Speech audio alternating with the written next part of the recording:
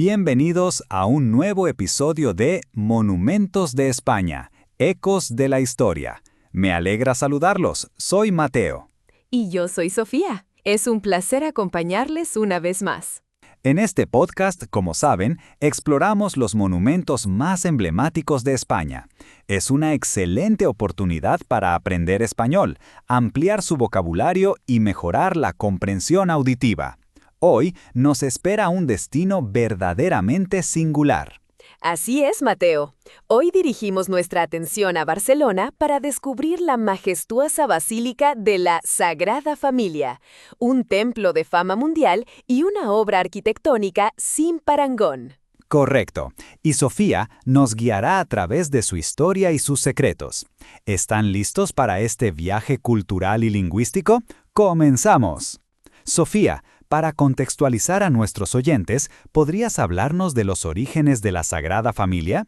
¿Cuándo y cómo comenzó este ambicioso proyecto? Por supuesto, Mateo. La historia de la Sagrada Familia es fascinante. Su construcción se inició en el año 1882.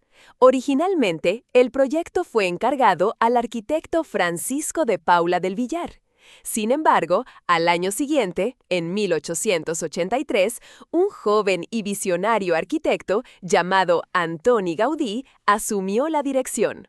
Antoni Gaudí, una figura clave del modernismo catalán. ¿Qué implicó su llegada al proyecto? Gaudí transformó completamente el diseño original. Concibió una iglesia grandiosa, llena de simbolismo y con formas inspiradas en la naturaleza. Dedicó los últimos 43 años de su vida a esta obra, viviendo incluso en un taller dentro del recinto en sus últimos meses. ¡Qué dedicación tan profunda! Y es sorprendente que, después de tanto tiempo, siga en construcción. ¿Sabías que la Sagrada Familia se ha convertido en la obra en construcción más larga del mundo moderno? ¿Por qué ha llevado tanto tiempo? Exacto, Mateo. Uno de los motivos principales de su prolongada construcción ha sido la complejidad del diseño y la intención de respetar fielmente los planes de Gaudí. Además, la obra se financia exclusivamente de donativos privados y venta de entradas, lo cual la ha hecho depender siempre de la generosidad popular y del turismo. A esto se suman interrupciones causadas por la Guerra Civil Española, que dañó los talleres y destruyó muchos planos originales. Por todo ello, las obras avanzan cuidadosamente para no perder la esencia de la visión de Gaudí. Se espera que la basílica esté finalmente terminada alrededor de 2026, coincidiendo con el centenario de la muerte de Gaudí. Una espera de más de un siglo. Hablemos ahora de su arquitectura, Sofía. Se describe como única. ¿Qué elementos la hacen tan distintiva y bella? La arquitectura de la Sagrada Familia es una expresión sublime del genio de Gaudí. Su estilo se inspira profundamente en la naturaleza. ¿Puedes darnos ejemplos de cómo se manifiesta esta inspiración? Claro, en el interior, las columnas no son simples soportes, se ramifican como árboles, creando la sensación de estar en un bosque de piedra. La luz juega un papel fundamental. Las vitrales son espectaculares. Un hecho muy interesante sobre ellas es que Gaudí diseñó la colocación de los colores de las vitrales según la orientación del sol. Utiliza tonos más fríos, como azules y verdes, en la fachada del nacimiento para la luz de la mañana, y tonos más cálidos, naranjas y rojos, en la fachada de la pasión para la luz del atardecer. Esto crea atmósferas cambiantes y mágicas a lo largo del día. Eso suena increíblemente poético y técnico a la vez. ¿Y el exterior? El exterior es monumental. Destacan sus tres grandes fachadas, la del Nacimiento, casi completada en vida de Gaudí, la de la Pasión y la de la Gloria, aún en construcción. Y por supuesto, las torres.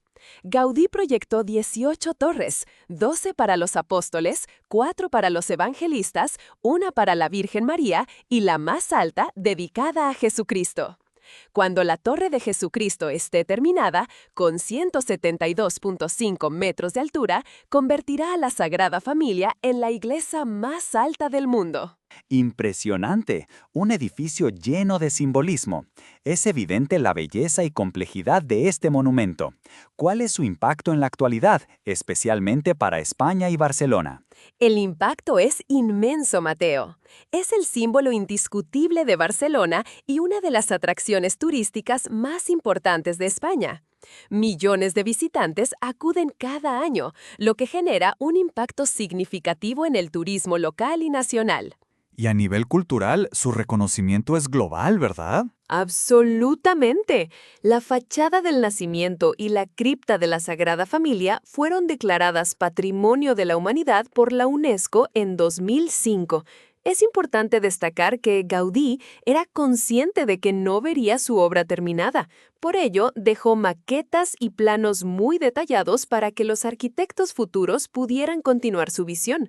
Esto ha permitido que la construcción siga adelante respetando su concepto original, aunque con los desafíos propios de una obra tan longeva. Una previsión admirable.